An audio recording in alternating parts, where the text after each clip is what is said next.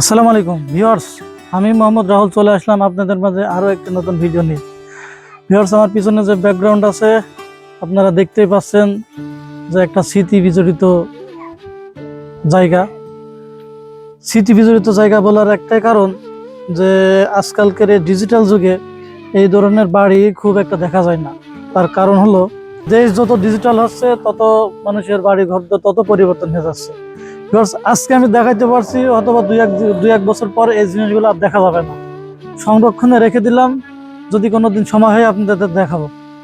Viewers, এই যে মাটির বাড়ি, আমরা আগে অনেক থেকেছি এবং এই মাটিতে আমরা কত খেলাধুলা করেছি। হয়তো বা এখন এই জিনিসগুলো ফিল পেতে হলে প্রত্যন্ত গ্রামে চলে আসতে হয়।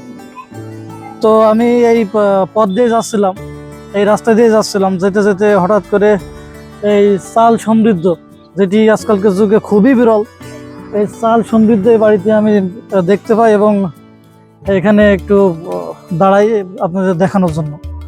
ভিউয়ার্স, এবং আমরা যখন এখানে এসেছি, আমাদের গ্রামীণ যে পরিবেশ, গ্রামীণ যে সৌন্দর্য, সেই সৌন্দর্যটা কিঞ্চিত আপনাদের মাঝে একটু ফুটিয়ে তুলব। ভিউয়ার্স, আপনারা আমাদের সাথে থাকুন, দেখতে থাকুন এই বাড়ির চারিপাশ কত সুন্দর। ভিউয়ার্স, এটা গ্রামগঞ্জের একটি রান্না করা জায়গা, খুবই চমৎকার।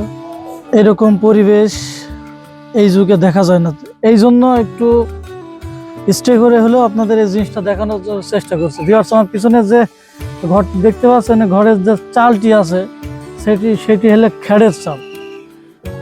এটি খুবই বিরল, খুবই দুর্লভ।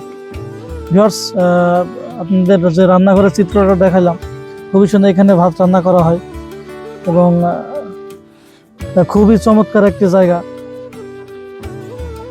আমার খুব ভালো লেগেছে ভিউয়ার্স, এই জন্য আমি খুব আনন্দিত যে এই পরিবেশটা আপনাদের মাঝে দেখাতে পারছি।